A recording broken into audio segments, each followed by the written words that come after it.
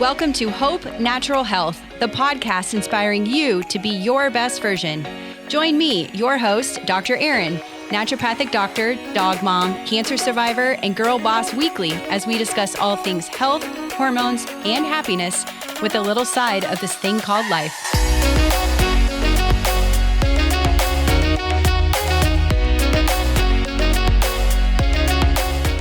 All right, welcome back, everyone, and Happy New Year. I'm super excited to kick off this year 2024 with some brand new episodes. Last week, we had a replay. It was Healthy Habits for the New Year. So take a listen to that one so you can start off your new year right. And I'm going to continue with that and talk about how we can keep ourselves healthy and busting some immunity myths.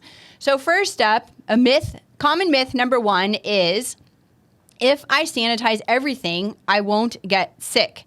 Aside from the fact that it's literally impossible to completely avoid germs, the truth is we need a healthy microbiome for a healthy immune system to keep everything from infections to allergies to inflammation in check.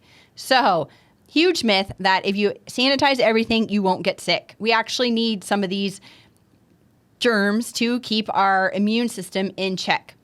Myth number two. I need to, quote, boost my immune system.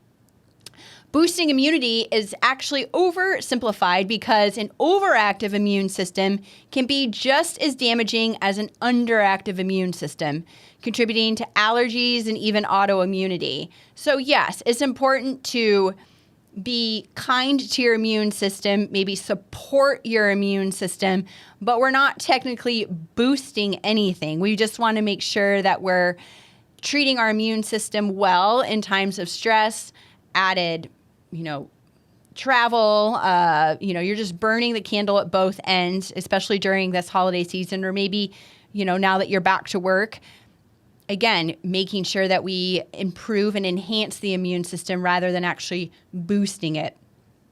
Myth number three, vitamin C will keep me healthy. Sure, vitamin C does support immune function, but it's not the only nutrient we need, or actually the only thing that we need to keep us healthy. Other immune nutrients that are important are vitamins A, vitamin D, vitamin E, selenium, zinc, and even protein. So people love to pop a vitamin C this time of year, but it's not going to do much to your immune system if it's being squashed by other things like stress, you're not prioritizing sleep or getting enough, you are not exercising, you're not getting sunlight, or you're consuming a ton of sugar. Stay tuned for an episode in 2 weeks about healthy sugar swaps. But sugar can be the devil for our immune system. So it's tempting to look for that miracle pill that's going to keep us healthy. But in reality, the truth is that our bodies are complex beings that respond to cues from everywhere. And did you know that 70% of your immune system is actually in your gut? So it's super important that we start with gut function. As I ended 2023's episode, we had a guest on speaking about autism spectrum disorder and how a lot of autism can stem from our gut. Like I just mentioned, 80% of our immune system is found in our gut. So in the immune cells in our human body, 70 to 80% of them are located in a place called the gut, which is the lymphatic tissue around the gastrointestinal tract. So these immune cells are trained by our gut microbiome, which means healthy gut, healthy immune system. So most people don't ever think about this, but we need to eat in a way that supports our gut microbiome, which then can be the best way that we support our immune system. So how can you support your gut microbiome with food? Well, making sure that we include some fiber-rich foods, fruits and vegetables, probiotic-rich yogurt, kefir, sauerkraut, even prebiotic-rich foods like garlic, onions, bananas. Don't have time to prepare all of this? There's supplements out there.